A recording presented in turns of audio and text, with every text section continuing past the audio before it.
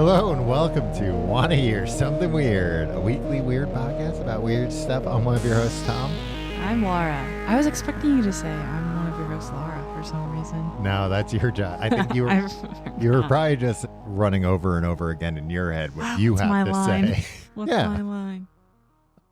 Laura, would you like to hear something weird? I absolutely Is it okay if I ask you that in that way, in a more proper way? Would you like to hear something? It's not the name of the show. No. And if you try looking up, would you like to hear something weird? You're not going to find us. You're not going to find us. You'll find, I don't know, some more polite people, perhaps. Who have better grammar. And maybe a better podcast, maybe better stories. Laura, let me ask you a question. Who do you think killed John F. Kennedy? Wow. That wasn't expecting us to take this Well, turn. look, things get weird sometimes here. I want to hear something weird. I haven't thought a lot about it besides it being the official story. Right, of Lee Harvey Oswald. Mm-hmm. The only time I thought about it a lot was when I read Stephen King's book. Oh, right. 11/22/63. Mm-hmm. Fantastic book if anybody's not heard of it or read it. But, yeah. And I think also, like, 11/22/63 was an interesting book for me to read just because I feel like you grow up knowing about the JFK assassination, of course, but you can't get like a feel for what everything was like around that time. Mm-hmm. And that book, you spend a lot of time with a person from the present. For the premise of the book is that a man whose life kind of sucks finds a portal back in time behind the old refrigerator or something in I think like a deli or a butcher shop, something like that. And he goes back in time and decides he's going to stop JFK from getting assassinated, but that portal only goes back to one specific time. And I believe it's like a few years before JFK's assassination. So you spend a lot of the book with the main character, who's, again, a present-day person adjusting to living in the late 50s, early 60s. So I think because of that, I don't know, added some like color to the JFK assassination that is nice for people who weren't there at the time when it happened. This podcast is now called Want to Hear About Two Bozos talking about a book they read years ago. Nerds. Don't remember. Don't clearly remember. Okay, but anyway, I do remember also that Stephen King said when he did all the research, because he did tons and tons of research, that he walked away convinced that it was Lee Harvey Oswald acting alone. But I want to propose a different suspect to you, a different person. Ooh. I want to pose to you the idea that perhaps the person who killed John F. Kennedy was in fact Woody Harrelson's dad. Okay.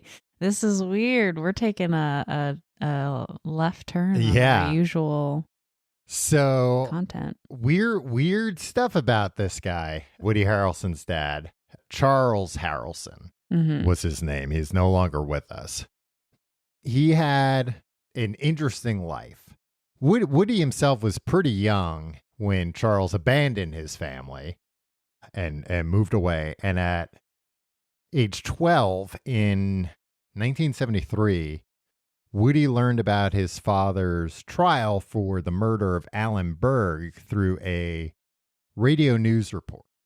Mm-hmm. So he just kind of didn't really lost touch with his dad completely. His dad left. He didn't really think about him all that much. Then he finds out, oh, my dad's on trial for murder. Wow.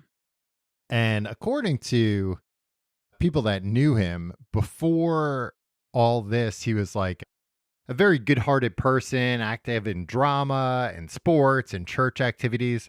And then after learning about his father, Woody became rebellious, stopped following religion, started drinking, started getting into fights. So it like kind of changed him knowing that his dad was a bad guy. Yeah, I could imagine that would have a big effect on you. But I mean, that's Woody. Let's talk about his dad. Nobody's saying Woody did it. Woody's not involved. Just to be clear. Okay. So here's what happened. Woody Harrelson's dad, Charles, was a contract killer. and a hitman. He claims he did over 50 jobs, but Charles says this? Okay. But a lot of people say that, he's exaggerating. Where this comes out of is this idea that he was involved in the JFK assassination. Comes out of one particular murder he was tried for. So he had already, I believe, was tried for murder 3 times. The first time he got off. Mm-hmm. The second time was a 1968 murder for hire killing of Sam DeGelia Jr., a resident of Hearn, Texas. Harrelson was paid $2,000, which nowadays is the equivalent of about $18,000, for the murder of Delgelia, I guess. Degelia. Tom, you gotta watch the YouTube videos before we start, like I do. DeGelia was a grain dealer and a father of 4. He was killed. His first trial ended with a deadlocked jury. Harrelson was retried in 1973, convicted, and sentenced to 15 years in prison. In 1978, after serving 5 years, he was released early for good behavior. So essentially, after he left Woody Harrelson's family, abandoned them, he went on to kill someone not long afterward and was in prison for a lot of the time that Woody was a kid. Yeah, for a decent chunk of that time. But that wasn't, he didn't stop there. I guess he was released for good behavior, but he was not a good boy when he got out. Because shortly after he was paroled in 1978, he and then wife Joanne were implicated in another murder. And now this murder was a lot more, high profile. What he was doing. It was on May 29, 1979. U.S. District Judge John H. Wood Jr. was shot dead in the parking lot outside a San Antonio, Texas townhouse. Harrelson was convicted of killing him after being hired by drug dealer Jamil Chagra of El Paso, Texas. Wood, this is the judge, he was nicknamed Maximum John because of his reputation for handing down long sentences for drug offenses. And he was scheduled to have Chagra appear before him on the day of his murder. So the judge was murdered. The judge was murdered by, this guy. Well, by Charles Harrelson, but, under being hired by the guy who was on trial. Right. So, maybe not the best thought out plan. I'm sure they tried to make it look like a robbery or something like that, but I imagine he was still, prime suspect because this was a pretty powerful drug dealer, apparently. So Harrelson he wasn't maybe the criminal mastermind because he was apprehended when calls were made into the police saying he was firing a gun at imaginary FBI agents while on drugs. Oh, okay. And then with the aid of an anonymous tip and a tape recording of a conversation that occurred during a visit from Joe Chagra to his brother Jamil Chagra, Harrelson was charged with Judge Wood's murder. So I guess his brother went to visit. They were taping and he was like, yeah, I paid Woody Harrelson's dad to... He probably didn't know who Woody Harrelson was yet. He probably just called him Charles. I think he was completely out of... Yeah, he wasn't part of this at all. Harrelson claimed at trial he did not kill Judge Wood, but merely took credit for it so he could claim a large payment from Chagra. Which again... So is he suggesting that someone else did it, but that he tried to collect the reward for it? Okay. So, yeah, I don't know if this was essentially a public bounty put up, or even a... No, I guess the word was out there that Chagra wanted this guy dead. Okay. So there could potentially be several hitmen who would be after this judge, and Harrelson was the one that ended up being successful. Yeah. I mean, he's also saying that he didn't do it. He just took credit for it so he can get paid. It's like, well, was there another guy also taking credit for it to get paid? Because I have to imagine then the guy who did do it wanted to be paid for it afterwards. Yeah, I would imagine. So Harrelson was sentenced to 2 life terms based largely on Chagra's conversation with his brother. Both Harrelson and Joe Chagra were implemented. Chagra got 10 years. Got a 10-year sentence as part of a plea bargain to testify for the prosecution, but not against his brother. This is the other guy. In the absence of Joe's testimony, Jamil Chagra was acquitted of the murder. Jamil was represented by the future mayor of Los Angeles, Oscar Goodman, then a public defender. In a plea bargain, Jamil admitted to his role in the murder of Judge Wood and to the attempted murder of a U.S. attorney. Harrelson's wife, Joanne, was sentenced to consecutive terms totaling 25 years on multiple convictions of conspiracy and perjury related to the assassination. So that happens. But I left out an important part of, remember I told you he was shooting at imaginary FBI agents high on drugs?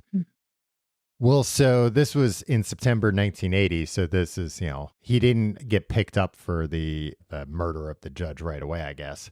He surrendered to police after a 6-hour standoff during which he was reportedly high on cocaine.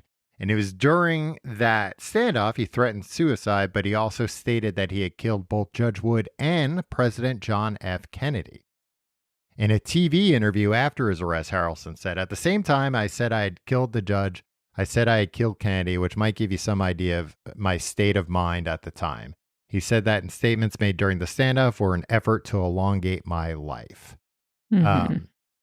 Now, so you might be thinking, it's just that. Like, I said something while he was high on cocaine, having a shootout with the cops.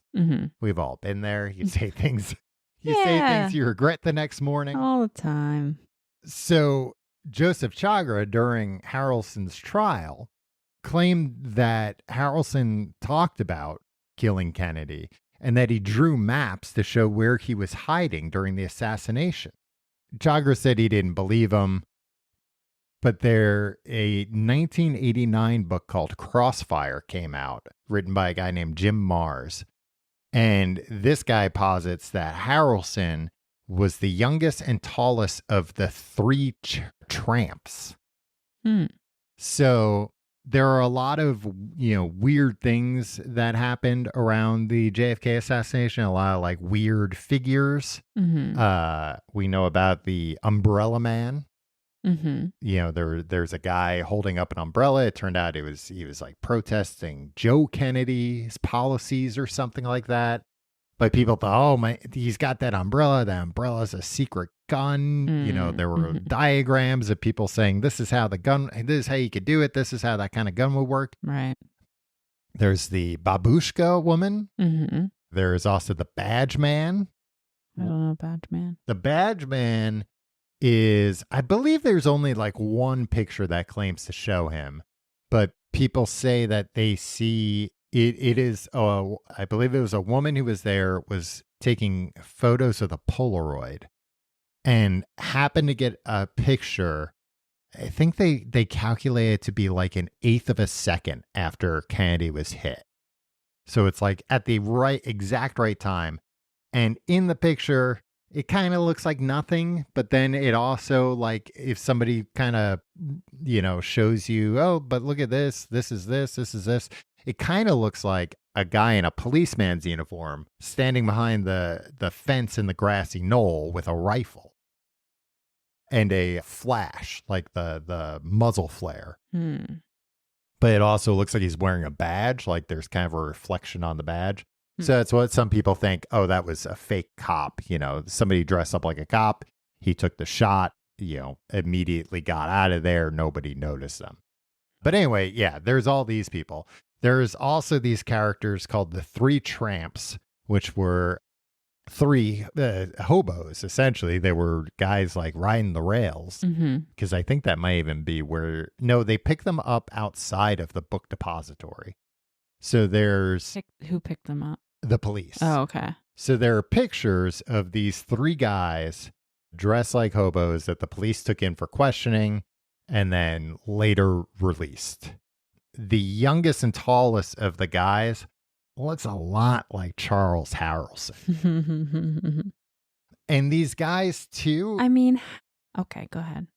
These guys too. I mean, it's the 60s, so things are different. But like in the picture of them, it's like these guys look like they're wearing hobo costumes. Like they look like if you were a CIA agent and you had to go undercover as a hobo, like what you might think would be a good way to do it.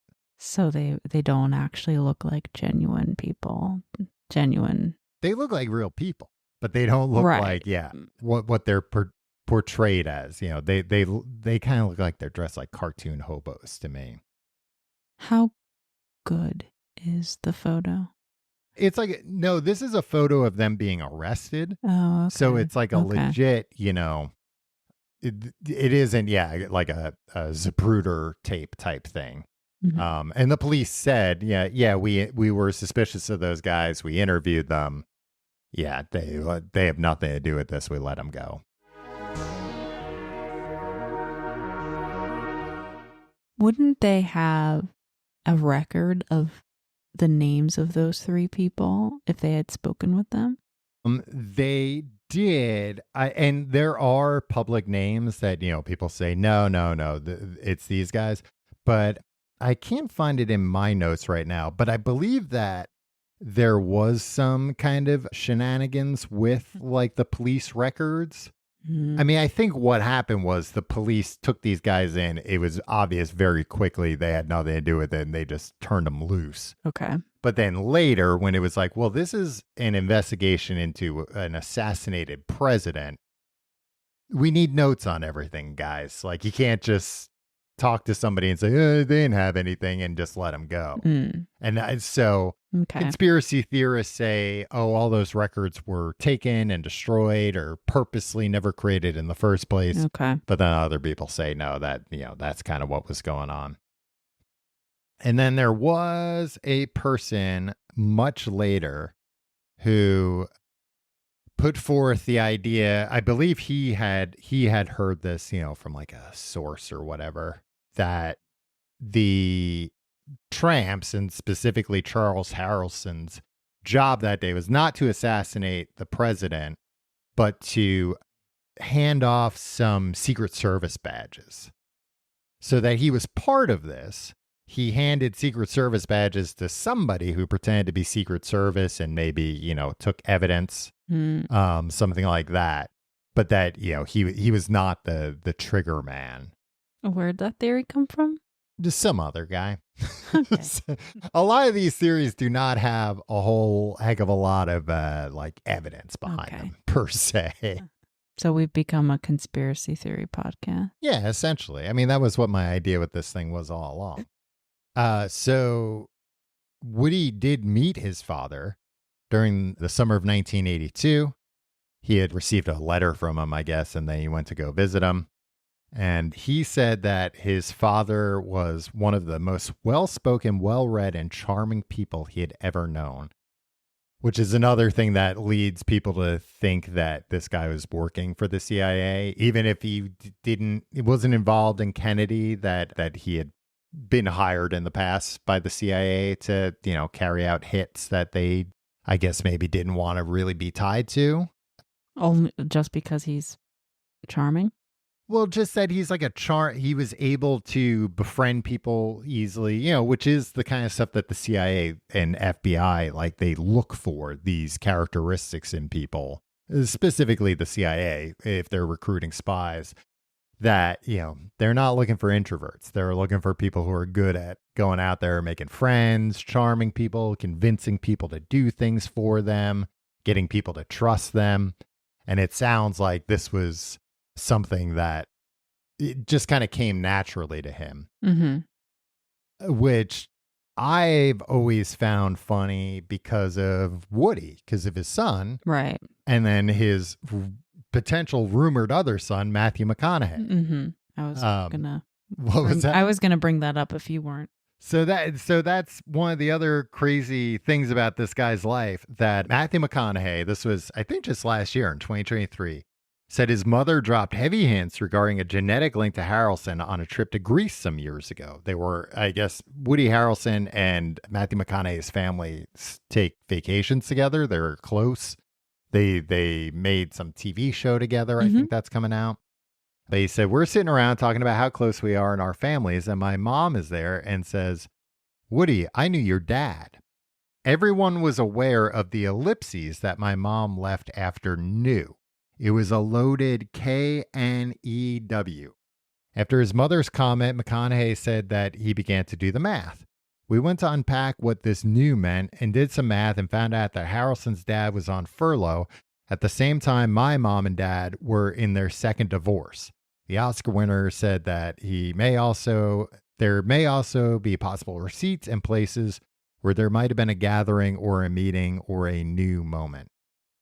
And new as in sex. The carnal, biblically knowing somebody. A new moment, N-E-W? K-N-E-W. Never heard that term. No, because he's saying, oh, I knew. And Matthew McConaughey saying, oh, that was that new moment. That was the moment they knew each other. Get it? Sort of. Basically, he's just saying, like, there's evidence. But apparently, McConaughey, like, doesn't really want, it's kind of sad because he doesn't really want to do a DNA test because he's like, yeah, Woody's all for it because he's got nothing to lose. I'm not sure if I want to know if the guy that I thought was my dad my entire life wasn't actually. Yeah. Like, that's not necessarily like a fun, yeah, sure, it'd be fun to know, hey, we actually are brothers, but might not be nice outside of that to learn that knowledge. Yeah. But I think that's kind of crazy if it is true, even if it's not, just with Woody. But think about the CIA asset being involved in the Kennedy assassination, who's like such a charming guy that he passes those charm genes onto two random boys. And then those boys become Hollywood big shots because they're so charming. And I mean, that is what the two of those guys are. They're not necessarily like the best actors, but people like watching them. Whoa. Well, not necessarily the most versatile actors, I should say. But people love watching them act because they're fun to watch. You know, and like what they do, they are good at. Other weirdness around this? Mm-hmm. In Cormac McCarthy's 2005 novel, No Country for Old Men, set in 1980, the sheriff states, here a while back in San Antonio, they shot and killed a federal judge, referencing the murder of Judge John H. Wood Jr. by Harrelson. His son, Woody Harrelson, starred in the 2007 adaptation of the novel, which premiered 2 months after the elder Harrelson's death. Because that judge assassination was the first assassination of a federal judge in the 20th century. Oh, wow. So it was a big deal. Yeah. You know. Yeah. It's still a big deal when a federal judge is murdered, but, you know, especially when one hadn't been in a very long time. In 1995, Harrelson and two other inmates, Gary Settle and Michael Rivers, attempted to escape from the Atlanta Federal Penitentiary using a makeshift rope. A warning shot was fired at them from the prison's tower, and the trio surrendered. Harrelson was subsequently transferred to Supermax Prison ADX Florence in Colorado.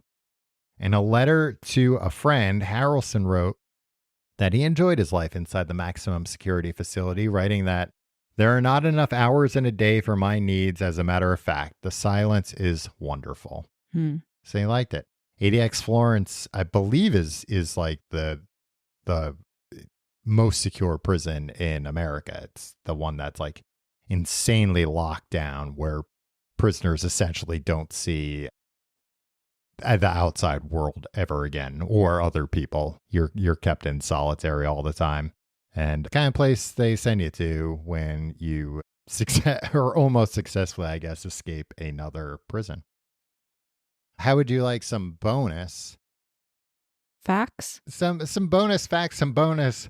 Maybe somebody else you might not have thought might have been involved in all this. Which part? The Kennedy assassination. Yeah, give it to me. George H.W. Bush. Oh, boy. Pappy Bush, not W. A lot of weirdness around that as well. Bush was the director of the CIA in the 70s, I think it was.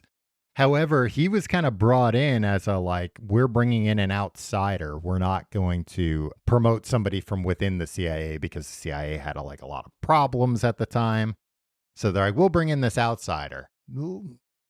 Unbeknownst to most people that perhaps George H.W. Bush had been in the CIA since he was 18. But there's some weirdness around the JFK assassination that was brought about because he did an interview, and I guess somebody asked him where he was when JFK was assassinated, and he said he couldn't remember. Mm-hmm. Which, that's the famous thing that everybody remembered where they were. Mm-hmm. Meanwhile, it happened in his state, and he's like, oh, yeah, I don't know.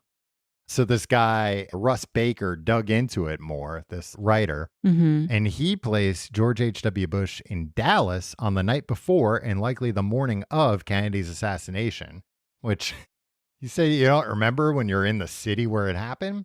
He believes there is evidence of an FBI record of Bush telephoning agents minutes after the shooting became public to say he had heard that a Republican activist in Texas had talked about killing the president. A Bush aide later provided an alibi for the man. Cobbled together from facts as well as circumstantial evidence, Baker's book concludes that George H.W. Bush worked for the CIA long before he became the director in 1976, implies that he was somehow involved in Kennedy's assassination. Yeah, there's records of somebody named George Bush working for the CIA. And when Bush was vice president, this person followed up on it, and they were like, nah, it must be a different George Bush. Couldn't find another George Bush. Finally did find somebody that they were like, oh, then they said they couldn't, the government said they couldn't find him. They found him. This writer found him, but it didn't make sense that he would have been the person that was referred to in these memos. And then also to add on some other weirdness, and I remember mostly just know about this because of 11/22/63, because he's a big character in it. Do you remember George de Mohrenschildt? He's the kind of rich Russian guy that kind of takes Lee Harvey Oswald in. Right. Which that part's all true. That guy was also a handler for the CIA. Which is why a lot of people, occasional handler for the CIA.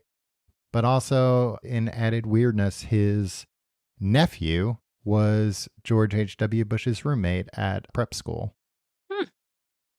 So, yeah. Sounds like a whole lot of coincidences. Yeah. Oh, absolutely. It could definitely just be a whole lot of coincidences. And there are ideas about the JFK assassination. Basically, that if you took any event and put it under the scrutiny and microscope that JFK, you'd find all kinds of weirdness and serendipity and synchronicity and all the itties. But which is why, I don't think Woody Harrelson's dad was necessarily involved in this, but it's a neat idea if he was. Same thing with George H.W. Bush. Imagine George H.W. Bush and maybe that's who he was handing something off to. And then George H.W. Bush was like, hey, I'll tell you what, if I ever become vice president and president, I'll look out for your son's acting career. Wow, you're really I might have another son out there. He's like, now. I'll look out for his acting career too. And then that would explain how George H.W. Bush bolstered both those boys' acting careers. I don't think that happened. If you like the show, you can follow us on social media. We're at Wanna Hear Pod on most social media platforms. If you've got a wacky story, you can send it in, wannahearpod@gmail.com or speakpipe.com/wannahearpod. You can record a voicemail. You can also just email a voicemail in if you'd like. And if you're looking on Apple Podcasts or Spotify, give us a review. That really helps get the word out about the show. Has your opinion changed, Laura, of who you think might have done it? Not at all. No? Well, I'll be back next week with 2 new suspects. Okay. We'll see you next week. Want to Hear Something Weird is a Clamor audio production, distributed by the Cloud 10 Network. Hosted and executive produced by Tom Reynolds and me, Laura Anderson. Executive produced by Aaron Hilliard. Clamor General Manager Rich Statter. Associate Producer Ethan Aronson. Post-production supervised by Devin Ruskin. Production Assistant Samara Mullick. Special thanks to Sim Sarna and Saiba Krieger at Cloud 10.